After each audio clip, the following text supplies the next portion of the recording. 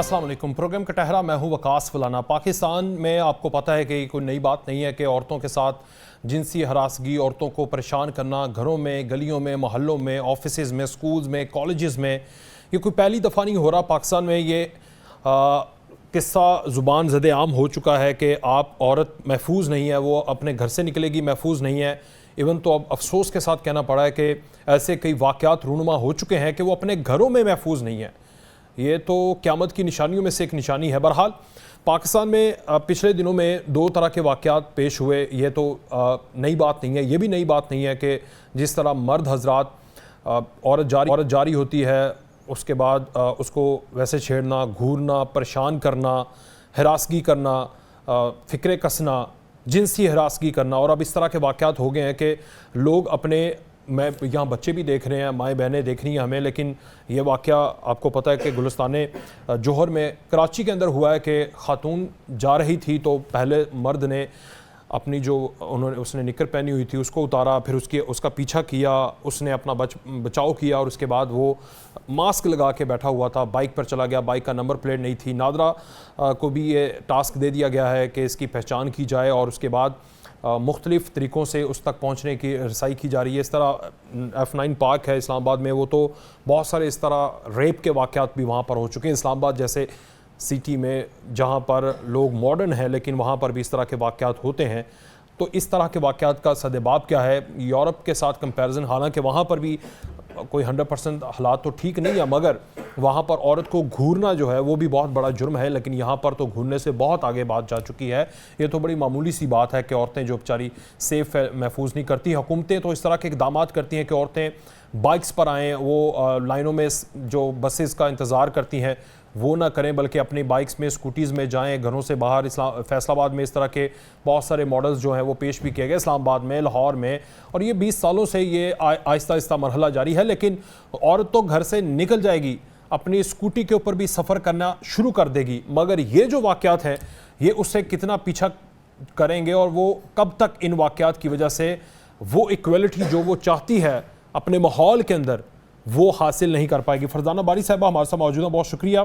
फरजाना साहिबा, ये मसला क्या साइकोलॉजिकली मसला है जो ये वाक़यात हो रहे हैं, या फिर औरत को एक ऐसा निशाना बना लिया हुआ है कि जी ये सिंबल इस चीज़ का है कि उसको हिरासा करना है, लस्ट के लिए रखा हुआ है सड़कों के ऊपर, गलियों में, मोहल्लों में, कॉलेजेस में, स्कूल्स में, अब तो इवन घरों में भी? देखिए, मैं समझती हूँ कि ये बिल्कुल आपने दुरुस्त कहा कि एक माइंड सेट है। ये ऐसा माइंडसेट है जो एक फितर शाहाना सोच का माइंडसेट है जिसमें औरत को वो इंसान नहीं समझते। औरत यहाँ तो एक तो ये है कि वो सेक्सुअल ऑब्जेक्ट है, सिर्फ एक लस्ट के लिए है, और दूसरा ये है कि औरत जो है वो वल्नरेबल है। ये एक आपकी साइकी में जो से ये चीज चल है कि औरत वल्नरेबल है, और अगर हम इसके साथ कुछ भी बदसलूकी करेंगे, इसको हरासा करेंगे, तो दो चीजें हैं। ना तो ये खुद शायद अब इसको खुद ही शर्मिंदगी होगी, खुद बात नहीं करेगी और इसके ऊपर स्टैंड नहीं लेगी, और दूसरा ये कि हमारा कोई हाथ रोकने वाला नहीं है। तो जो औरत की वल्नरेबिलिटी है सोशली भी, कल्चरली भी, कि अगर वो बात को जो है वो हरासगी के इशू को उठाएगी चाहे वर्क प्लेस के अंदर या सड़क पे, तो बहुत सारा ऐसे लोग हैं जो इसी तरह की ज़हनियत रखते हैं, वो औरतों को ही ब्लेम करना शुरू कर देंगे और विक्टिम ब्लेमिंग शुरू हो जाएगी, जिसकी वजह से औरतें बहुत डिस्करेज होती है कि उस तरह के वाकयात को कम रिपोर्ट करती है। दूसरा वही बात है कि एक उनको लगता है कि ये इतनी वल्नरेबल है, और ये है कि मैं अगर इसके साथ कुछ भी सलूक करूं तो मुझे कोई उसकी जो कहते हैं ना रिपरकशन, उसकी जो उसके ऊपर जो करने वाला मुजरिम है उसको एक बिल्कुल सेंस ऑफ इम्प्यूनिटी है, उसको ये मालूम है कि मुझे कुछ नहीं होगा, ना कोई समाज पे मेरा कोई हाथ रोकेगा, ना कोई लॉ में जो है ना। लेकिन फरजाना साहब, आप नहीं समझती कि पंजाब में, इवन पूरे मुल्क में, अब पंजाब में असम्बलीज के अंदर, सिंध में भी इस तरह वुमेन प्रोटेक्शन बिल, वुमेन के प्रोटेक्शन के हवाले से कवानीन साजी इदारे बन चुके हैं। यहाँ पर भी वुमेन प्रोटेक्शन जो इदारा था बड़ा फॉल था, लेकिन उसके बावजूद भी जब ये पता है कि इसके ऊपर सजाएं भी सख्त हैं, फिर भी ये लोग कर जाते हैं इस तरह का, और सरेआम कर जाते हैं। और समझदार लोग जो हैं वो हम देखते हैं कि वो इस तरह के इक़दामात कर जाते हैं, इस तरह की हरकत कर जाते हैं। ये साइकोलॉजिकली बीमारी है या फिर وہی ہے جو آپ کہہ رہی ہیں کہ ان کو پتا ہے کہ سزائیں اتنی ہیں کہ آخر میں تو ہمیں کچھ بھی نہیں ہونا. دیکھیں یہ پاور کا کانٹیکسٹ ہے. جب تک مرد یہ سمجھتا ہے کہ وہ عورت کے ساتھ یہ سلوک کر کے بچ نکلے گا, ٹھیک ہے, تب تک وہ یہ کام کرتا رہے گا. لیکن نہ کوئی سماج میں اس کا ہاتھ روکتا ہے, نہ کوئی عدالتوں میں اس کو سزائیں ان کاموں پہ ملتی ہیں, نہ یہ واقعات اکا دکا واقعات جو رپورٹ بھی ہوتے ہیں, آپ بتائیں کہ کتنے واقعات ہیں جس میں ان کو سزائیں ہوں. ابھی ظاہر سیکچوئل ہراسمنٹ کا جو لا ہے وہ پاس ہو چکا ہے. آپ کو پتہ ہے کہ اومبڈس پرسنز جو ہیں ان کے آفیسز بھی تمام صوبوں میں ہیں, فیڈرل اس میں ہے, وہاں پہ کمپلینٹس بھی ہو رہی ہیں. لیکن بہت کم ایسے لوگ ہیں جن کو اس جب ان کی کمپلینٹس ہوتی ہیں تو ان کو سزائیں ملتی ہیں. تو بیسیکلی ایک تو یہی ہے نا کہ ان کے دماغ میں یہ خناس ہے کہ وہ عورت جو ہے وہ ایک کمزور صنف ہے, اس کے ساتھ وہ جیسا چاہیں گے سلوک کریں گے. وہ عورت کو ایک ایک جسم سے زیادہ سمجھتے نہیں ہے, وہ اس کو انسان کا درجہ دینے کے لیے تیار نہیں ہے. تو کیسے سمجھایا جائے, یہی مسئلہ نا کہ اب سمجھایا کیسے جائے. جو 2020 کے اندر موٹر وے کا واقعہ ہوا, اس کے بعد اس وقت کے وزیر اعظم تک یہ کہنے کے اوپر مجبور ہو چکے کہ کیسٹریشن کر دینی چاہیے. تو کیسٹریشن والا پروسیس ٹھیک ہے, اس طرح کی سخت سزائیں جو کہ عبرت کا نشان بنا دیں فار ریسٹ آف لائف, یا پھر کیا سدباب ہو کہ یہ آبجیکٹ نہ سمجھے, سیکشل آبجیکٹ نہ سمجھے عورت کو؟ دیکھیں وہی بات ہے کہ یہ اس میں تعلیم و تربیت کی ضرورت ہے. دیکھیں تمام مرد جو ہے یہ کیسٹریشن کوئی یہ وہ والا ایشو, اس سے مسئلہ حل نہیں ہوگا. یہ جو ہے تمام مرد تو اس طرح نہیں کرتے نا. اب دیکھنے کی بات ہے کہ اس میں سے چند ایسے مجرمانہ ذہنیت رکھنے والے مرد ہیں جو اس طرح کی حرکات میں ملوث ہوتے ہیں, اور اس میں ایک تعلیم و تربیت کی کمی ہے, اس کے اندر جزا سزا کے نظام کی کمی ہے. عورتوں کو خود امپاور کرنے کی ضرورت ہے کہ پورے سماج کے اندر یہ جو کانسیپٹ ہے کہ عورت جو ہے وہ سیکچوئل آبجیکٹ ہے اور وہ ایک اٹونومس بااختیار انسان نہیں ہے, اس سوچ کو بدلنے کی ضرورت ہے. جب یہ سوچ بدلے گی تو پھر ظاہر جتنا یہ ایسا نہیں ہے کہ بالکل 100% جو ہے. اور تب تک عورت کیا کرے, گھروں سے نہ نکلے, محلوں میں نہ نکلے جب تک یہ سوچ نہیں بدلتی؟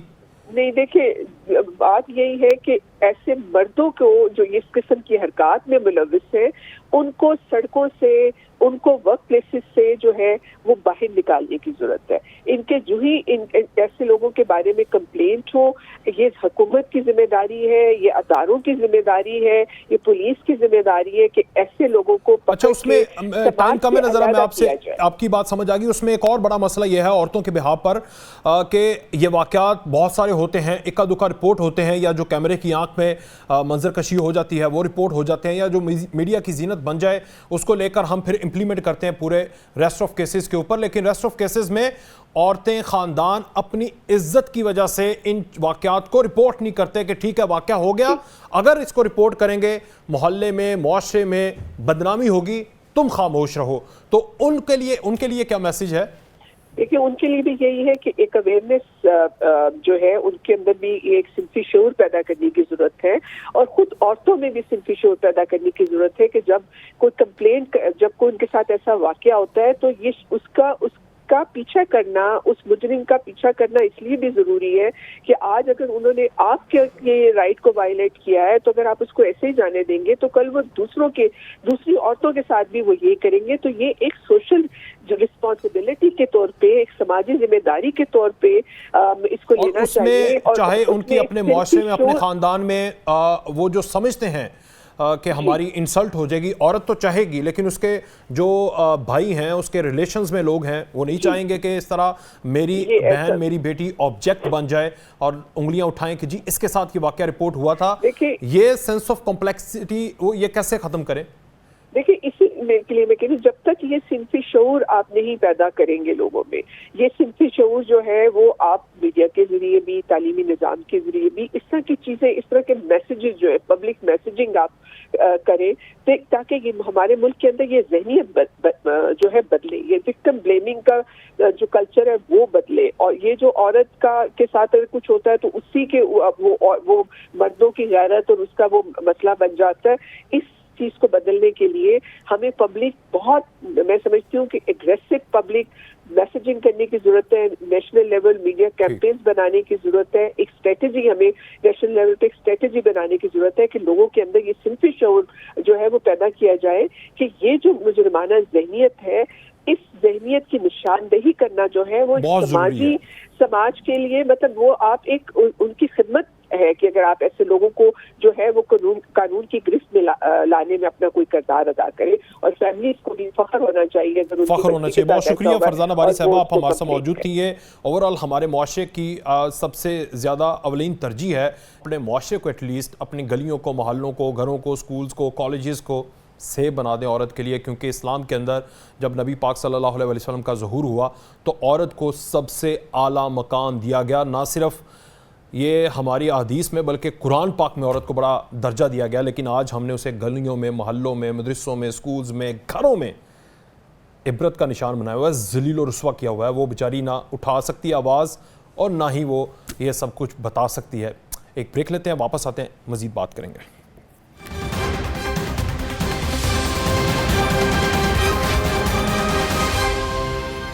آج پورے پاکستان میں, کراچی سے خیبر تک پورے پاکستان میں, سویڈن میں قرآن پاک کی بے حرمتی کے خلاف قوم سراپا احتجاج تھی.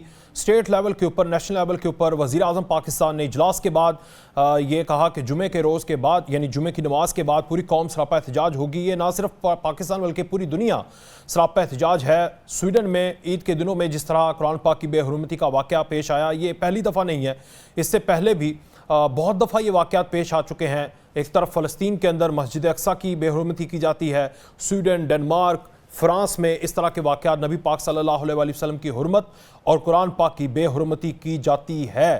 تو یہ واقعات رونما ہوئے ہیں, پر اس دفعہ پوری مسلم امہ سراپا احتجاج تھی. فوری طور پر ایکشن لیا گیا, قوم سراپا احتجاج تھی, مسلم امہ سراپا احتجاج تھی. اور اب خبر یہ ہے کہ سویڈن سے وزیر انصاف سویڈن نے کہا ہے کہ قرآن پاک سمیت دیگر الہامی کتابیں اور دیگر مقدس کتابیں یا دیگر کتابیں جو کہ مذاہب سے ریلیٹڈ ہیں, ان کی بے حرمتی کو جرم قرار دینے پر غور کیا جا رہا ہے. کیونکہ وہاں پر تو بڑا لبرل معاشرہ ہے, وہ اجازت دے دیتے ہیں, لیکن اب کی بار انہوں نے اس اجازت کو ختم کرنے اور اس کو جرم قرار دینے پر غور کرنا شروع کر دیا ہے. یہ واقعات کی روک تھام کے لیے یہ اقدامات جو اس دفعہ ہوئے ہیں, اپنی املاک کو نقصان پہنچائے بغیر اپنا احتجاج ویسٹرن ورلڈ کے آگے ریکارڈ کروانا ایک بہترین حل ہے. اس پر بھی ہم بات کریں گے. پھر دوسری طرف پاکستان کی سیاست میں بھونچال سا ہے. آئی ایم ایف جو ہے وہ پاکستان میں نہ صرف حکومت بلکہ اپوزیشن کی سیاسی جماعتوں سے بھی ملاقاتیں کر رہا ہے. کل پیپلز پارٹی اور آج چیئرمین تحریک انصاف اور ان کی ٹیم کے ساتھ آئی ایم ایف کے نمائندوں نے ملاقات کی. حماد اظہر نے اس کے اوپر ٹویٹ کیا. بلال کیانی جو پاکستان کے وزیر اعظم کے کوارڈینیٹر ہیں, اس کا انہوں نے جواب بھی دیا. اس کے اوپر وہ خوش ہو رہے تھے تحریک انصاف والے, تو انہوں نے کہا کہ آپ خوش نہ ہو, بلکہ آپ کو اس لیے وہ ملاقات کر رہے ہیں کہ آپ کہیں دوبارہ ہماری ڈیل کو سبوٹاش اور ہمیں نقصان نہ پہنچائیے گا, پاکستان کو ڈیفالٹ نہ کروا دیجیے گا. کیونکہ اس سے پہلے آپ کو پتہ ہے ایک آڈیو بھی لیک ہو چکی تھی اس وقت کے وزیر خزانہ کی, اس وقت کے صوبوں کے وزیر خزانہ کے ساتھ, یعنی شوکت ترین کالز کر کے کہہ رہے تھے کہ اس ڈیل کو ناکام اور پاکستان کو ڈیفالٹ والی سچویشن کی طرف لے جانے کی وہ باتیں کر رہے تھے. تو آئی ایم ایف کی اپوزیشن کی جماعتوں سے ملاقاتیں اس بات کا اندیہ ہیں کہ کیا وہ حکومت کے اوپر مکمل اعتماد نہیں کرتے, یا پھر انہیں یہ ہے کہ حکومت اور اپوزیشن کی پارٹیوں میں آپس میں فقدان ہے اعتماد کا. کل کو اگر کسی اپوزیشن جماعت کی, کوئی پتہ نہیں, پاکستان میں سیاست کا تو نہیں پتہ چلتا, آج جو مائنس نظر آ رہے ہیں وہ کل کو دوبارہ پلس کی صورت میں ہو سکتے ہیں, اور آج جو پلس ہیں وہ مائنس بھی ہو سکتے ہیں. 2018 کے بعد ہم نے یہ ایپیسوڈ دنوں کے اندر, مہینوں کے اندر, سالوں کے اندر بدلتی ہوئی دیکھی ہے. تو آئی ایم ایف بھی شاید اس نظریے کے ساتھ ان سے مل رہی ہے کہ یہ تو آپس میں بات نہیں کر پائے, تو ہم ہی علیحدہ علیحدہ جو کہ ان کا کام تھا وہ ہم کر دیتے ہیں, جا کے چیئرمین تحریک انصاف سے, پیپلز پارٹی سے, اتحادیوں سے, اپوزیشن رہنماؤں سے ملاقات کرتے ہیں اور انہیں پوچھتے ہیں کہ جو ہم آپ کے ساتھ ڈیل کر رہے ہیں, اسٹاف لیول معاہدہ کر رہے ہیں, اگر آپ لوگ حکومت میں آئے تو کیا آپ بھی وہی ٹرمز اینڈ کنڈیشن جو موجودہ حکومت طے کر کے گئی ہے اسی کے ساتھ ہوں گے, یا پھر آپ علیحدہ ہوں گے یہ علیحدہ ہو جائے گا. پھر کل نواز شریف کے حوالے سے کل پرسوں فیصلہ آیا, نواز شریف کو بری کر دیا گیا. آج چیئرمین تحریک انصاف کے حوالے سے سپریم کورٹ کا تفصیلی فیصلہ, جو پلاٹ الٹمنٹ کیس تھا نواز شریف کا, اس میں انہوں نے کہا کہ نواز شریف صاحب کو اشتہاری قرار دینا جرم کے خلاف تھا. 3 دفعہ کے پرائم منسٹر کو آج یہ سپریم کورٹ کا بھی تفصیلی فیصلہ جاری ہوا ہے, جس میں چیئرمین تحریک انصاف کو احاطہ عدالت سے گرفتار کر کے بنیادی حقوق پامال کیے گئے. سپریم کورٹ کا یہ تحریری فیصلہ. ہمارے ساتھ گیان چند صاحب, سینیٹر کامنہ مرتضیٰ صاحب اور طاہرہ اورنگزیب صاحبہ موجود ہیں. سینیٹر کامنہ مرتضیٰ صاحب, ایک طرف تو قرآن پاک کی بے حرمتی ہو رہی ہے, اس کے اوپر سویڈن جو ہے اس کے وزیر انصاف پہ کہہ رہے ہیں کہ اب الہامی کتابیں قرآن کریم سمیت ان کی بے حرمتی کرنے کو جرم قرار دینے پر وہ غور کر رہے ہیں. اس طرح کے لبرل معاشرے میں ایک طرف وہ ہو رہا ہے, اس کے اوپر ہمارا جو احتجاج تھا اس کو ہم نے لاسٹ پروگرام بھی آپ کے ساتھ پچھلے ویک کیا, آپ نے اس کا سدباب بتایا. اب یہ سدباب ٹھیک رہا ہے, آپ سمجھتے ہیں کہ آئندہ نہیں ہوں گے اس طرح کے واقعات؟ اور دوسری طرف جو ہمارے معاشرے کے اندر, پاکستان کے اندر عورت کی سڑکوں کے اوپر بے حرمتی ہو رہی ہے, سر آپ کا ٹیک دونوں پوائنٹس. دیکھیے, سڑکوں پہ جو بے حرمتی والے معاملے کو پہلے لے لیتے ہیں, قرآن والے معاملے کو سویڈن میں ہوا اس کو دوسرے نمبر پہ پوچھتے ہیں. یہ جو عورتوں والا معاملہ ہے, اس میں کبھی غور کریے کہ یہ صرف کمپلین ہوتی ہے بیوی کے بارے میں, یہ صرف عورت کے بارے میں نہیں ہوتی ہے. کبھی خدا نخواستہ میں نے ماں کی اس طرح سے انسلٹ کی, دادی کی, نانی کی, ایون اپنی بچی, بیٹی, پوتی کی, کبھی ان کو کبھی ان کو اس طرح سے تشدد کا نشانہ بنایا. نہیں, ایسا نہیں ہوتا ہمارے معاشرے میں. ہمارے معاشرے میں صرف ایک چیز ہوتی ہے, اس کو یہ خواتین کو یا ان کی جو تنظیمیں ہیں ان کو اس پہ جو ہے نا تھوڑا سا غور کرنا چاہیے. میں نے اس پہ بہت سوچا, مجھے سمجھ میں نہیں آئی کہ اس کی وجہ کیا ہے. ماں کے ساتھ تو میں بالکل جو ہے نا وہ بیگی بلی بن جاتا ہوں, وہ مجھے ڈانٹ لے, جو مرضی کیا لے. ویسے تو اکثر ہمارے لوگ بیوی کے سامنے بھی بیگی بلی بن جاتے ہیں, مگر اس میں یہ معاملہ جو ہے نا صرف جو اس کو کوئی تھوڑا سا ایگزامن کرنے کی ضرورت ہے کہ ہم جو زیادتی کر رہے ہوتے ہیں اپنی بیویوں کے پاس زیادتی کرتے ہیں, بچیوں کے ساتھ نہیں کرتے. عام طور پہ بچیوں کے ساتھ ایک اور زیادتی ہوا کرتی تھی کہ وہ ان کا یہ لڑکوں کو دے دی پراپرٹی اور بچیوں کو جو ہے نا وہ اس کو روک دیا. اگر کم از کم یہ اس طرح کی تشدد والی جو ہے نا وہ معاملات ہمارے گھروں میں نا سر 2 طرح کی مرد ہیں, پیک دونوں پیک پر ہیں. ایک جورو کا غلام اور دوسرا جورو کو پاؤں کی جوتی سمجھنا, تو یہ دونوں ہی غلط ہیں. مطلب یہ صرف بیوی کے ساتھ ہے یہ مسئلہ, یہ مطلب عورت کے ساتھ نہیں ہے خدا نخواستہ. تو اس کے اوپر تھوڑا سا غلط ہے. مگر یہ سر آپ تو سینٹ میں ہیں, تو اس کے اوپر کوئی بل دوبارہ لے کر آئیں. بل تو بڑے ہیں, اس میں امپلیمنٹیشن کا مسئلہ ہے کہ جو اب نیا ٹرینڈ نکلا ہے کہ خواتین سڑک پر جاری ہوں گی تو مرد حضرات اپنے کپڑے اتار دیں گے. سر اس کو کس طرح کر سکتے ہیں سر؟ سدباب اس کا کیا کر سکتے ہیں؟ سدباب یہ آپ قانون کے ذریعے نہیں روک سکتے, یہ آپ ریفارمز کے ذریعے روک سکتے ہیں, یہ گھر کے ذریعے روک سکتے ہیں, یہ آپ کے مذہبی لوگ جو ہے نا جمعے پہ جب یا جس دن بھی درس ہوتا ہے وہ اس دن جو ہے نا وہ اپنے درسوں میں روک سکتے ہیں اس معاملے کو. اس طرح سے معاشرے کو ٹھیک کرنے کی طرف جو نا لے جائے. یہ ریفارمز والا معاملہ ہے, یہ اس کو آپ امپلیمنٹیشن نہیں کر سکیں. آپ یہ دیکھیے کہ آپ کے باقی لاز ہیں ان کی امپلیمنٹیشن کر کے. تو اس معاملے کو مردوں کو احتیاط کرنی چاہیے. وہ ہماری بہنیں ہیں, بیٹیاں ہیں, جو آپ کی بیوی نہیں ہے, وہ ظاہر ہے یا ماں یا بہن, یہ رشتے ہوتے کا احترام جو ہے نا وہ ہمارے اوپر لازم ہے. اور جو خواتین کہتی ہیں کہ ہمیں برابر کے حقوق دو, ہم کہتے ہیں ہم نے اپنے سے زیادہ دیے ہوئے ہیں, آپ ہم سے زیادہ محترم ہیں, آپ ہم سے زیادہ جو ہے نا عزت والی ہیں. مردوں کی نسبت آپ کی عزت زیادہ ہوا کرتی ہے. ٹھیک سر, چلیں اس میں سویڈن والے معاملے کے اوپر آپ کی طرف آتا ہوں. ذرا طاہرہ صاحبہ کا بھی اس کے اوپر پوائنٹ لے لیں, پھر سویڈن کا معاملہ بھی ڈسکس کر.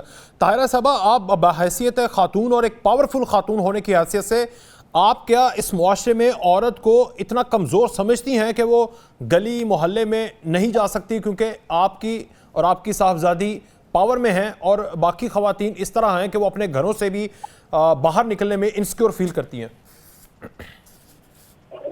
بسم اللہ الرحمن الرحیم. پہلی بات تو یہ ہے کہ جو عورت ہے وہ گلی محلے کی سطح میں نہیں بلکہ شہر میں بھی کہیں جائے تو اس کی ذمہ دار یہ خاتون ہے.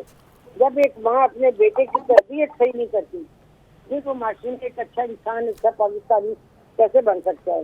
یہ ماں کا فرض اولین ہے کہ ماں کی گود پہلی گاہ ہے بچے کی. کہ وہ ماں اس کو احترام سکھائے کہ بطور ایک بیوی کے اس کو کیا کرنا چاہیے، بہن کا احترام کیسے کرنا چاہیے، ماں کا احترام کیسے کرنا چاہیے. اور ہمیں اپنا مذہب جو سکھاتا ہے، جو ہمارے مذہب میں بتائی گئی ہیں باتیں، جیسے کہ نبی کریم صلی اللہ علیہ وسلم بڑی مشہور یہ حقائق ہے کہ جب حضرت بی بی فاطمہ زہرا ان کے گھر میں آتی تھی تو وہ اٹھ کر احتراماً کھڑے ہو جاتے تھے، حالانکہ وہ ان کی بیٹی تھی. اور پھر جب ایک دفعہ بی بی حلیمہ آئی، دایا حلیمہ جنہوں نے ان کی پرورش کی تھی، تو آپ اس وقت بھی چارپائی سے اٹھ کر کھڑے ہو گئے ان کے احترام میں. پھر حاتم طائی کے بارے میں پتا ہے کہ ان کی ایک بیٹی آئی جنگی قیدی، جب بہت سارے پکڑے گئے کسی جنگ میں، تو کسی نے بتایا جی حاتم طائی کی بیٹی ہے. ان کے احترام میں بھی آپ نبی کریم صلی اللہ علیہ وسلم کھڑے ہو گئے. ہمارا مذہب ہمیں عورت کا احترام سکھاتا ہے، لیکن یہ مذہب سے دوری ہے، یہ ہر شخص کو گمراہ کر رہی ہے. حکومت ہر جگہ پہ پورا فرائی نہیں کر سکتی. بچوں کی تربیت یا بچوں کی پرورش کرنا اس ماں کا کام ہے. اور جب ایک ماں بچے کو یہ تمام چیزیں نہیں سکھاتی اس عمر میں جبکہ سکھانے کی ضرورت ہے اپنے مذہب کے مطابق، تو پھر اس بچے کا اللہ حافظ ہے. اور پھر وہ بچہ جب جوان ہوگا، مسئلہ یہ ہے کہ وہ ماں جو اپنے بچے کو نہیں سکھا رہی، اس کو یہ نہیں پتا کہ وہ بھی اتنی ہی انسیکیور ہے جتنا انسیکیور اس کے بچے سے دوسری خواتین ہیں. اس لیے میں کہتی ہوں کہ یہ ایک اچھی ذمہ دار ماں کا کردار ہے جو ہمیں ادا کرنا چاہیے. اس کے بعد عورت کو کوئی خطرہ نہیں. لوگ گلی میں چلے، محلے میں جائے، دکان پہ جائے، بازار میں جائے، یا اپنی ضروریات زندگی کے کہیں بھی جائے، کسی دستگاہ میں جائے، کسی یونیورسٹی میں جائے، اس کا احترام سب سے لازم ہے. اور اس کے لیے مزید قانون سازی کی کوئی ضرورت نہیں ہے. نہیں، ایک عورت کو بھی ضرورت کرنی چاہیے کہ وہ اپنے اندر یہ اتنی خود ہی پیدا کرے کہ اگر کہیں سے اس کو کوئی نقصان دے رہا ہے تو وہ برملا اس کا اظہار کرے اور اس شخص سے پورے جوش اور جذبے کے ساتھ منہ دو ٹوکوں کے جواب دے جو اس کو کسی بھی صورت میں تنگ کر رہے. تو اس کے لیے عورت کے اندر جرأت ہونا اور اس کی ہمت ہونا بہت ضروری ہے. اور یہ بیٹیوں کو ہمت بھی مائیں دیتی ہیں. جو مائیں بیٹیوں کو ہمت اور جرأت نہیں دیتی ان کا استحصال اسی طرح معاشرے میں مرد کرتے ہیں. ٹھیک ہے. اچھا کامران صاحب، اس کے اوپر آپ بھی لب کشی کر سکتے ہیں. اور ساتھ سویڈن کے جو وزیر انصاف نے کہہ دیا کہ ہم جی قرآن پاک سمیت باقی الہامی کتابیں اور باقی مقدس کتابوں کی بے حرمتی کو قانون جرم یعنی جرم دینے پر غور کر رہے ہیں. تو ہمارا جو احتجاج اس دفعہ ریکارڈ ہوا ہے اس نے اس معاشرے کو جو کہ نگیٹ کرتا رہا ہے کہ بھئی یہ تو آزادی اظہار رائے کی آڑ میں، کیونکہ پچھلے سال بھی اس طرح کا واقعہ ہوا تو ڈنمارک نے، سویڈن نے یہی کہا کہ لوگ کرتے ہیں، ہمارا اس سے لینا دانا کوئی نہیں ہے، ہم ان کی فریڈم آف ایکسپریشن کو نہیں روک سکتے. لیکن اس دفعہ وہ مجبور ہوئے ہیں. ایسا کیا کیا اس دفعہ؟ اگر کسی واقعے کے جواب میں اگر آپ نے اپنی پراپرٹیز کو آگ لگانی ہے جو آپ کے اپنے ٹیکس سے بنی ہے، یا اپنے ہی لوگوں کو، اپنے بھائی بندوں کو جو ہے نا وہ مارنا ہے، ان کو مسائل ان کے لیے پیدا کرنے ہیں، تو وہ پھر جس نے بھی یہ کیا اس کا مقصد پورا ہو جاتا ہے. تو عام آپ دیکھیں مغرب کے معاشرے میں، دیکھیں مغرب کا معاشرہ جو ہے، اگر آپ اس کو ایگزامن، عام لوگ جو ہے وہ ایسے نہیں ہیں کہ خانا خاصا ہو اس طرح کی انجری دیں. جو لوگ یہ کرتے ہیں وہ جان بوجھ کے کرتے ہیں اور اس کے پیچھے کوئی نہ کوئی مقصد ہوا کرتا ہے. اور جو بظاہر مقصد سمجھ جاتا ہے وہ یہ کہ آپ اپنے ملک میں اپنے ہی پیسے کو، اپنے ہی لوگوں کو، اپنی ہی پراپرٹی کو خراب کرنے پہ لگ جاتے ہیں. تو اس طرح سے مقصد وہ پورا ہو جایا کرتا ہے. اس مقصد کو جو ہے نا پورا نہ ہونے دیں. آپ ان کو تو نقصان پہنچا نہیں سکتے، آپ اپنے کو نقصان پہنچا نہیں سکتے. تو یہ بہت غلط واقعہ ہے. میں اس کی خدا نخواستہ اس کی کوئی بھی میں کوئی اور بھی جو ہے نا اس وہ نہیں پروموٹ نہیں کر سکتے اس واقعے کو، مگر طریقہ کار جو ہے نا وہ چینج کریے. ان کی عدالتوں میں جس عدالت نے، فرض کر لیجیے جس عدالت نے یہ حرکت کی، جنہوں نے یہ پرمٹ کیا یہ کرنے پہ، انہوں نے وینیو بھی جو نا مسجد کے سامنے تو گئے. اس جج صاحب کی دماغی حالت میں مجھے شبہ ہوتا ہے. اور بغیر نوٹس کی کمیونٹی رہتی ہے، وہ مسلم کمیونٹی کو بغیر نوٹس کی انہوں نے اس طرح سے آزادی اظہار کی اجازت کیسے دے دی؟ یہ بھی ممکن نہیں ہے. تو اس کی جو مقاصد ہیں اس کا جو ہے نا وہ پتہ کرنا جو ہے وہ سب سے یعنی آپ اسے شرارت سمجھتے ہیں، ایک تو ٹھیس پہنچانا اور ایک شرارت کہ اگر وہاں پر مسلم ملکوں کے اندر لوگ بڑے آرام سے زندگی گزار رہے ہیں، یہ شرارت ہم یہاں پر کریں گے، آگ وہاں پر لگے گی. تو آپ ابھی بھی اس پر قائم ہیں؟ ایک ہفتہ پہلے بھی آپ یہی پوائنٹ دے رہے تھے، آج بھی اس پر قائم ہیں؟ مذہب پروگریس کر رہا ہے. وہ پروگریس کرتے ہوئے مذہب کو مسلمانوں کی ثابت کرنا ہے کہ مسلمان جو ہے نا وہ پرامن اور اچھے لوگ نہیں ہیں بلکہ خراب لوگ ہیں اور اتنے بیوقوف ہیں کہ پراپرٹی جلاتے ہیں. یہاں پہ اگر بیوقوف اور پاگل آدمی یا بدبخت آدمی یا ملون آدمی جو ہے اس طرح کے ہم کو اپنے رویوں کو ٹھیک کرنا ہے. یہ شرارت ہے, اس شرارت کو جو ہے اس کا عقل سے مقابلہ کرنا ہے نہ کہ جذبات سے. بالکل قرآن ہمارے لیے کوئی وہ نہیں ہے, کوئی اور دوسرا الٹرنیٹ نہیں ہے. نبی کی حکمت ہمارے لیے سر آنکھوں میں ہماری جانیں قربان, مگر جانے جو ہے نا اس طرح سے بیوقوفی میں ایک دوسرے کو مار کے قربان نہ کریے. اور طرح سے بھلے نبی کی حکمت پہ اس احکامات کو مانتے ہوئے قربان کر لیجیے, قرآن کی باتیں مانتے ہوئے اپنی جانیں قربان کر لیجیے, مگر ایک دوسرے کو قتل کر کے یا ایک دوسرے کی پراپرٹی کو آگ لگا کے یا گورنمنٹ کی پراپرٹی یہ نہ کیے. طاہرہ صاحبہ, آپ سمجھتی ہیں کہ جو آج کے دن احتجاج کیا اس احتجاج سے مقاصد پورے ہو گئے, یا پھر جو آواز پہلے بھی اٹھتی رہی اب بھی ذرا پہلے زور و شور سے جاری تھی اب ذرا دھیمی آنچ پر جاری ہے کہ جی ایسا کوئی بھی ملک کرے گا یورپی کنٹریز تو ان کے ساتھ قطع تعلقی کر دیں, ان کے سفیر کو واپس بھیج دیں, یہ ضرورت نہیں ہے ہمیں یہ کرنے کی طاہرہ صاحبہ, اور نہ ہی آپ کریں گے یہ؟ دیکھیں, ہمارا مذہب ہمیں تمام مذاہب کا احترام بتاتا ہے اور احترام سکھاتا ہے, اور ہم نے بھی یہ کام کرتے ہیں. نہ ہم کرسچن کے ساتھ برا سلوک ہونے دیتے ہیں, نہ کسی ہندو, نہ عیسائی, نہ سکھ کے ساتھ, کیونکہ یہ تمام اقلیتیں ہمارے ملک میں زندگی گزار رہی ہیں, انہیں تمام بنیادی حقوق حاصل ہیں. ہم کسی کے مذہب کے خلاف بات نہیں کرتے, لیکن اگر کوئی ہمارے قرآن پاک کے لیے بے حرمتی کرے تو ہم اسے چھوڑتے بھی نہیں ہیں. یہ ہمارے ایمان کا ایک حصہ ہے کہ ہم نے اپنی الہانی کتاب کے لیے کٹ بن رہا ہے. اور یہ حقیقت ہے کہ آج جو احتجاج پورے ملک میں ہوگا, وزیر اعظم کی ہدایت پر یہ احتجاج ہونا چاہیے تھا, اور کراچی سے لے کے خیبر تک یہ احتجاج ہر صوبے, ہر ڈویژن اور ہر شہر میں ہوگا. اور اس کے لیے ہمارے بچوں کو, آئندہ نوجوان نسل کو بھی پتا ہونا چاہیے ہم مذہب کے لیے کس قدر ہم آخری حد تک جا سکتے ہیں. اور سب سے بڑی بات یہ ہے کہ او آئی سی کا جو اجلاس ہوا, اس او آئی سی کے اجلاس میں اسلام کے لیے جو انہوں نے رویہ اختیار کیا او آئی سی کی میٹنگ میں, انہوں نے کہا کہ جی ہم مطالبہ کرتے ہیں سٹیزن گورنمنٹ سے کہ انہوں نے جو یہ قرآن پاک کی بے حرمتی کی ہے ان لوگوں کو گرفتار کیا جائے. نہ صرف یہ کہ گرفتار کیا جائے بلکہ ان کو سخت کڑی سے کڑی سزا بھی دی جائے تاکہ آئندہ کوئی اس قسم کی حرکت نہ کر سکے.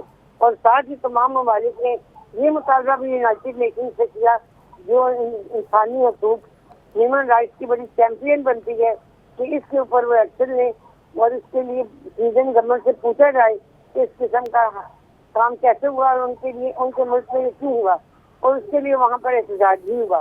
تو یہ میں سمجھتی ہوں کہ یہ کرنا بہت ضروری تھا. پاکستان کا پورا ایک دن اور ایک ٹائم کے بعد نماز جمعہ جو احتجاج ہوا اسے پوری دنیا نے دیکھا اور اس کی اہمیت جو ہے وہ اجاگر کی گئی. بہت کچھ اقدام تھا پرائم منسٹر کی ہدایت. ہم امید کرتے ہیں کہ آئندہ کسی بھی آرگنائزیشن میں, کسی بھی ریاست میں اتنی جرت نہ ہو کہ مسلمانوں کے 1.6 بلین لوگوں کے جذبات کو مجروح کیا جائے. بات مجروح ہوں گے تو پھر کسی کو بھی سمجھنا چاہیے کہ کوئی بھی مذہب اپنی جگہ پہ پرامن نہیں رہے گا. ہم بڑے پرامن ہیں, لیکن ہمارے ساتھ شرارت نہیں چلے گی.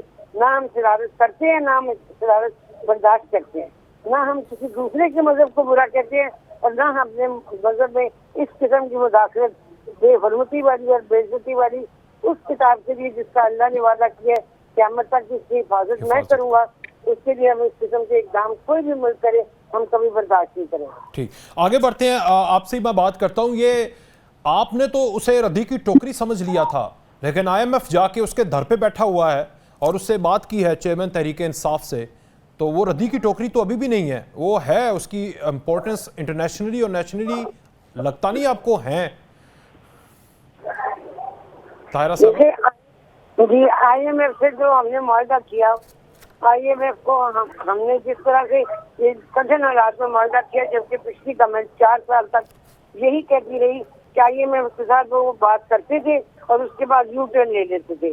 ان پر آئی ایم ایف کو اعتماد نہیں تھا, اور ان کی بد اعتمادی کی وجہ سے اس حکومت کے ساتھ آئی ایم ایف نے کتنی دفعہ اپنی شرائط کو دہرایا کیا, اور بالآخر اللہ تعالیٰ کا احسان ہے کہ پاکستان ڈیفالٹ ہونے سے بچ گیا اور پاکستان کا معاہدہ آئی ایم ایف کے ساتھ ہو گیا.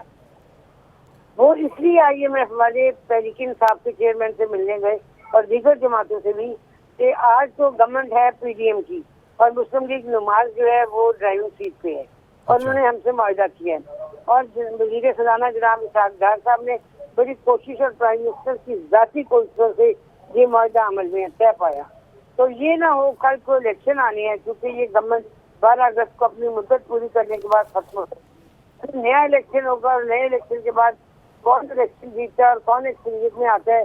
تو IMF کا بالکل اپنی جگہ پہ یہ بجائے اندیشہ کہ کل جو ایسی سیاسی جماعت نہ آ جائے کہ پھر ان معاہدے کے خلاف ورزی کرے اور پھر IMF کو اندیشہ ہے, لیکن آپ تو بڑے کانفیڈنٹ تھے کہ 9 مئی کے بعد وہ تو ردی کی ٹوکری ہیں, لیکن IMF نے آج انہیں ردی کی ٹوکری سے نکال کے دوبارہ اصل فارم میں کتاب کی صورت میں بنا دیا ہے, پنے بنا دیے ہیں.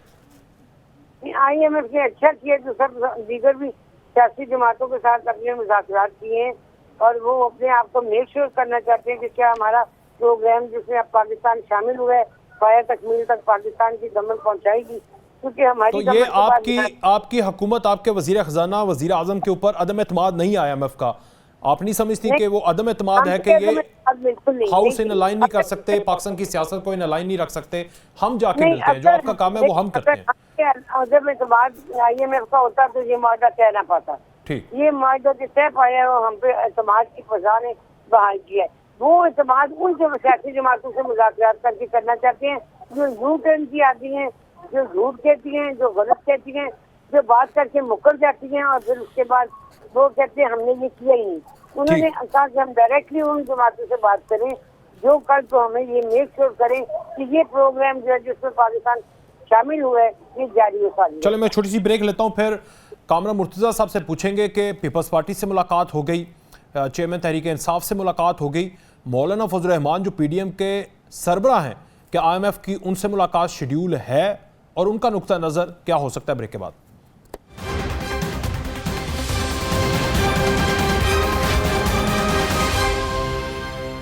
ایک بار پھر سے خوش آمدید. کامران مرتضیٰ صاحب, لاسٹ پروگرام میں آپ نے ایک چھوٹا سا گلہ کیا تھا, شاید پتہ نہیں وہ آپ کی شنوائی ہوئی کہ نہیں, وہ دبئی کے اندر ملاقاتیں, اس کے بعد انہوں نے مستقبل کا لاہے عمل, مستقبل کی سیاست, نگران سیٹ اپ, مولانا فضل الرحمان کو دعوت نہیں دی. اب IMF جو ہے وہ آپ سے بھی کوئی ملاقات شیڈیول ہے یا پھر وہ آپ کو بھی اتنی بڑی طاقت نہیں سمجھتے جتنی ابھی 9 مئی کے بعد تحریک انصاف کو سمجھ رہے ہیں پاکستان کی سیاست؟ یہ مجھے نہیں علم کہ انہوں نے ان کا کوئی پروگرام جو ہے مولانا صاحب کے ساتھ شیڈول نہیں ہے. بہرحال ان کی اپنی ترجیحات ہوتی ہیں اس طرح کے اداروں کی, اور اس ترجیحات میں سے ایک ترجیح یہ بھی ہو سکتی کہ پیچھے جب کا جو پروگرام ٹوٹا تھا شاید ان کی وجہ سے, PTI کی وجہ سے ٹوٹا, تو ایک طرف تو گورنمنٹ سٹنگ گورنمنٹ سے بات کرنا ضروری تھی اور ایک طرف جو پرانے پروگرام کے ذمہ دار سمجھے جاتے ہیں بظاہر کہتے تھے ان سے بھی بات کرنا ضروری تھی کہ یہاں اس وقت بھی پاکستان میں کوئی بھی بات ہو سکتی ہے. تو وہ دوسری طرف کے جو مخالف جو ہے وہ کوئی سائڈ پہ اگر کوئی کھڑا ہے تو اس کے ابھی نقطہ نظر جاننا چاہ رہے ہوں گے کہ اگر ان کیس کوئی ایسی بات ہو آپ کا نقطہ نظر کیا ہے, اور وہ انہوں نے کنوے کیا ہوگا, اپنے ادارے کو کنوے کیا ہوگا. تو میرا خیال ہے کہ اس میں اگر مولانا سے ملے یا نہ ملے اتنا میں نہیں کرے گا. ان کو 2 نقطہ نظر چاہیے تھے, ایک گورنمنٹل جس کا ہم پارٹ ہیں اور ایک گورنمنٹ کے اگینسٹ جس میں جو ہے تحریک انصاف. ٹھیک, تو آپ کا اس کے اوپر کیا ویسے اتحادی ہونے کی حیثیت سے اور اتحاد کے سربراہ ہونے کی حیثیت سے آپ کی جماعت کا کیا موقف ہے؟ یہ جو کر رہے ہیں نون لیگ والے 100 بسم اللہ لبیک. دیکھیے اگر کسی ملک میں $3 بلین کے لیے جو نا وہ اتنی منت ترنوں کے بعد اگر وہ پیسے لیں اور وہ پیسے ابھی تک ملے بھی نہیں, اور اس کے بعد ہم نے گول پیٹنا بھی اس پہ شروع کر دیا ہے. اگلے سال میں, اگلے مالی سال میں آپ کو $23 بلین ریٹرن کرنے ہیں. اس کے بعد جو 3 سالوں کے اندر جو ہے نا آپ کو $74 بلین ریٹرن کرنے ہیں. قرضہ تو ہم لے لیتے ہیں اور اس کے بعد پھر اس کو ریٹرن بھی کرنا ہے, ظاہر ہے, اور ود انٹرسٹ اس کو ریٹرن کرنا ہے. بھلے ان کا جو ہے نا وہ انٹرسٹ ریٹ کم ہوا کرتا ہے IMF کا. تو کوئی ایسا حل جو ہے نا وہ پاکستان کا فی الوقت جو ہے نا نہیں مل رہا کہ جس میں پاکستان کے لوگوں کو ایکچوئل ریلیف دی جا سکے. آپ کا اس وقت سب سے بڑا مسئلہ جو ہے نا ان قرضوں کی واپسی ہے. یہ ڈیفینس سے بھی بڑا مسئلہ بن گیا ہے. اس کے اوپر کبھی ہم کہتے تھے کہ اخراجات بہت ہوتے ہیں، مگر ہر چیز سے بڑا مسئلہ جو ہے نا آج آپ نے لیے ہوئے قرضے جو ہے نا وہ واپس کرنے ہیں. اور وہ آپ کے پاس کوئی میرا خیال ہے ایسا سالڈ پروگرام کسی بھی پارٹی کے پاس نہیں ہے شاید کہ وہ اتنے پیسے جو ہے نا وہ کس طرح سے واپس ریٹرن کریں گے. ہم جاتے ہیں مانگ تانگ کے لے آتے ہیں، پھر اس مانگے تانگے سے ہم جو ہے نا وہ قرض کی سے اس سے میں پی لیتے ہیں، اور پھر 4 دن جو ہے نا وہ فاقہ مچھلی کے ہمارے گزر جاتے ہیں. مگر ہمارے پاس کوئی پروگرام شاید اس وقت موجود ہے. ٹھیک. طاہرہ صاحبہ، یہ آئی ایم ایف کا تو شاید آپ کے اوپر اعتماد بحال ہو چکا ہے، لیکن میں جو دیکھ رہا ہوں نہ پیپلز پارٹی اس طرح 100% اعتماد کرتی ہے، نہ ہی جے یو آئی فے کرتی ہے، نہ ہی دیگر اتحادی معیشت کو لے کر آپ کے اوپر اس طرح 100% اتفاق کرتے ہیں جو کہ 1.5 سالوں میں آپ نے ایک وزیر خزانہ کو قربان کر کے دوسرے کو لا کے ڈیلے کر کے آخر میں ان کی تمام تر باتوں کو مان لیا ہے. تو آپ ملک کے اندر اپنے اتحادیوں کو اتنا اعتماد کروا نہیں پائے. طاہرہ صاحبہ، طاہرہ صاحبہ آپ کو آواز آ رہی ہے؟ جی طاہرہ صاحبہ، آپ مجھے سن پا رہی ہیں؟ ٹھیک. طاہرہ صاحبہ سے ہم دوبارہ رابطہ کرتے ہیں. مسئلہ اس وقت یہی آ رہا ہے کہ ایک تو پاکستان تحریک انصاف کو، جس کو یہ پچھلے دنوں میں ایک ریکویسٹ بھی گئی ہے اپلیکیشن کے طور پر کہ اس کو کالعدم قرار دیا جائے، آج آئی ایم ایف کا ان کے ساتھ جا کر ملاقات کرنا یہ ایک نیا پنڈورا باکس ہے جو سیاسی طور پر وہ خوش ہو رہے ہیں کہ ہم دیکھیں سیاسی طور پر اتنے الائنڈ ہیں ابھی بھی. اور دوسری طرف پاکستان مسلم لیگ نون جو ہے وہ کیا اس ساری صورتحال میں، اب جب وزیر خزانہ پچھلے دنوں میں شاہ زیب خانزادہ کے پروگرام میں کہہ رہے تھے کہ 13-14 ارب ڈالر اسی ایک ماہ کے اندر جولائی کے مہینے میں آ جائیں گے، اور اس کے بعد وہ جو پاکستان کا ایکسچینج ریٹ ہے اس کو نیچے لے کر آ جاتے ہیں، پیٹرول کو مزید نہیں بڑھاتے اور سیاسی باتیں جو وعدے ہیں ان کے اوپر امپلیمنٹ کرتے ہیں. گو کہ مہنگائی، گو کہ بجٹ کے اندر جو دوبارہ سے امینڈمنٹ کر کے آئی ایم ایف کی امینڈمنٹ کر کے مزید اخراجات جو ہیں، مزید جو بوجھ ہے وہ ڈالا گیا ہے. اس کے بعد آپ کو لگتا ہے طاہرہ صاحبہ کہ یہ ساری چیزیں آئی ایم ایف کی تو آپ نے مان لی، اپنے اتحادیوں کو بھی اعتماد میں لے آئے اور عوام بھی آپ کے اوپر 100% اعتماد کر چکی ہے. اکیلا آئی ایم ایف اعتماد کر کے تو آپ الیکشن ہی جیت سکتے نا. تو 2 چیزیں آپ کو ضرورت ہے. تو وہ آپ سمجھتے ہیں کہ عوام کا اور اتحادیوں کا اعتماد آپ کے اوپر بالکل 100% برقرار ہے؟ سب سے پہلی بات تو یہ ہے کہ انشاءاللہ تعالیٰ جیسے ہی ہماری گورنمنٹ اگست کو ختم ہوتی ہے میاں محمد نواز شریف صاحب پاکستان آئیں گے واپس ماشاءاللہ. اور جب نواز شریف صاحب ہماری الیکشن کمپین کو لیڈ کریں گے تو یہ بھی میں آپ کو ایک عرض کروں چھوٹی سی کہ ہم الیکشن نہ صرف یہ کہ جیتیں گے بلکہ 4تھی مرتبہ اس ملک کا وزیر اعظم بننے والا محمد نواز شریف ہوگا. اچھا. اور یہ لوگوں کا وہ جب وہ لیڈ کریں گے تو مہنگائی ایک دم سے نیچے آ جائے گی، پاکستان خوشحال ہو جائے گا، وارے نیارے ہو جائیں گے نواز شریف کے ایک دم آنے سے. دیکھیں لوگوں کو اعتماد ہے. 2018 میں جب ہماری گورنمنٹ تھی دہشت گردی ہم نے صفر کر دی تھی، اس کے لیے ہم نے آن بورڈ لیا تمام پولیٹیکل پارٹیز کے سربراہان کو، اور بطور وزیر اعظم نواز تو پھر تو بہت بڑا جرم کر دیا نا نواز شریف میں، جو اس اپنی حکومت کے 1.5 سال میں وہ آئے نہیں اور ملک یہاں پر پہنچ گیا. ان کو چاہیے تھا جس دن 9 اپریل کو حکومت عمران خان کی چیئرمین تحریک انصاف کی گئی ہے 10 اپریل کو انہیں آ جانا چاہیے تھا اور اب آ کے لیڈ کرنا چاہیے تھا ملک کے اندر بیٹھ کر. نہیں، پھر آپ لوگوں نے یہ کہنا تھا کہ اب ان کی حکومت آ گئی ہے نا تو میاں نواز شریف پاکستان آ گئے ہیں تاکہ انہیں سہولیات دی جا سکے. ہم اس کٹھن مرحلے میں نواز شریف صاحب کو پاکستان لے کے آئیں گے جب پاکستان کو اس کی ضرورت ہوگی اور پاکستان کے 22 کروڑ عوام. ابھی ضرورت نہیں ہے نواز شریف کی. نہیں، بات یہ ہے کہ ابھی ہماری گورنمنٹ ہے نا، ہم انہیں لے کے آئیں گے جب ہماری گورنمنٹ نہیں ہوگی اور ہم الیکشن میں جائیں گے. اور سب سے بڑی بات یہ 0 لوڈ شیڈنگ ہم نے کی، 0 دہشت گردی ہم نے کی، پاکستان پر امن. جب آپ کی گورنمنٹ نہیں ہوگی وہ آئیں گے تو قانونی طور پر وہ جیل میں جائیں گے. جو بھی ہوگا وہ اپنا کیس بھی لڑیں گے اور ہم عدالت سے انصاف سے توقع بھی رکھیں گے اور وہ اس کیمپین کو لیڈ بھی کریں گے اور بطور وزیر اعظم امیدوار بھی ہمارے وہی ہوں گے. صرف مسلم لیگ نون چیئرنگ پاکستان کے 23 کروڑ عوام ان کو اعتماد کا اظہار کریں گے اور ووٹ ان کے حق میں ڈالیں گے انشاءاللہ.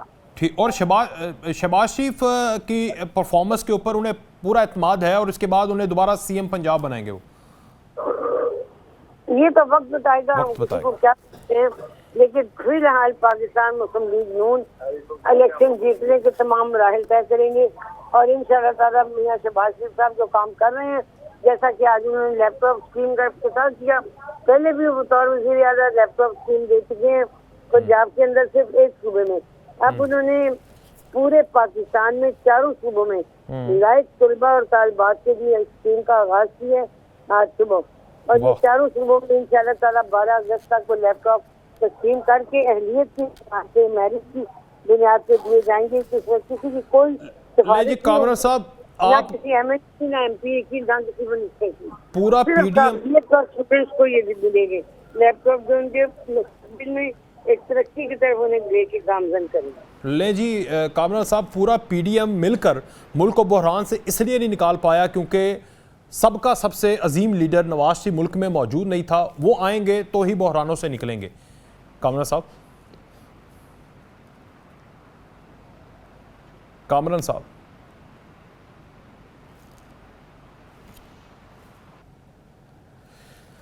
ٹھیک، کامران صاحب سے دوبارہ رابطہ۔ اچھا طاہرہ صاحبہ ایک اور مجھے بتائیں کہ جی کامران صاحب سوال سمجھ آئی تھی کامران صاحب آپ کو؟ دوبارہ پوچھوں سر؟ میں یہ کہہ رہا ہوں کہ طاہرہ اورنگزیب صاحبہ کی باتوں سے میں نے یہی اخذ کیا کہ آپ پورے پی ڈی ایم مل کے، آپ کے اتحاد سارا مل کر پاکستان کو بحران سے اس لیے نہیں نکال پایا کیونکہ ایک ہی بندہ تھا سابق وزیر اعظم جو 3 دفعہ کا وزیر اعظم تھا، وہ ملک میں موجود نہیں تھا، اس کی کمی تھی، وہ آئے گا تو ہی آپ کا اتحاد، تو ہی آپ کی حکومتیں، تو ہی سب کچھ چل پائے گا۔ نہیں سر، میں ان سے خطاب کرتا ہوں احترام کے ساتھ، پاکستان بہت مشکل میں ہے، پاکستان اگلے کئی سالوں میں بہت مشکل میں ہوگا۔ میں نے آپ کو پہلے بھی عرض کیا کہ $23 بلین ہم نے ایک سال میں ریٹرن کرنے اور $74 بلین 3 سالوں میں ریٹرن کرنے ہیں۔ وہ ایک شخص واپس آ جائے، وہ ایک شخص واپس چلا جائے، اس کی آنے اور جانے سے جوہری فرق جو ہے نا وہ نہیں پڑنے کا، اس کے لیے اب لانگ ٹرم آپ کو پلاننگ پڑے گی، آپ کو بیٹھنا پڑے گا، آپ کو معیشت کے حوالے سے جو ہے نا وہ سارے ملک میں سب لوگوں کو بیٹھ کے چیزیں لینے پڑیں گے، ورنہ معاملات آپ کے نہیں چل رہے ہیں، اس کو پوچھنا پڑے گا۔ اور آپ اس چیز سے اتفاق نہیں کرتے کہ وہی آ کر دوبارہ 4تھی دفعہ وزیر اعظم بنے، مطلب بینگ اتحادی اور بینگ الیکشن اوپوننٹ؟ خوش ہو رہے ہیں مجھے؟ جی کیا فرمایا سر؟ میں نے جتنا ایک اختلاف کر سکتا تھا ایک اتحادی کے ساتھ میں نے اتنا اختلاف کیا ہے، اس سے زیادہ اور نہیں میں کریں گے۔ سمجھ اس سے زیادہ لیکن اب میں نے بھی تو جانا ہے نا۔ چلیں آپ کے جو پیٹی بھائی نے، آپ کے سینئر ہیں کہ جونیئر ہیں یا کلیگ ہیں مجھے نہیں پتا، حامد خان صاحب، جو پچھلے دنوں میں انہوں نے ایک کافی دیر کے بعد انہیں یاد آیا کہ جی ہاں زیادتی ہو گئی تھی نواز شریف کے ساتھ 3-4 سال کے بعد، 5 سال کے بعد رفلی، تو آپ اس سے اتفاق کرتے ہیں حامد خان صاحب سے؟ میں پہلے دن سے کہہ رہا ہوں کہ اپنا بیٹھی ہیں بہن، بیٹھی ہیں، میرا پہلے دن سے یہی تھا، میں نے جو میری سمجھ میں آتا ہے وہ سمجھ میں غلط بھی آ سکتا ہے، مگر میں کہتا ہوں۔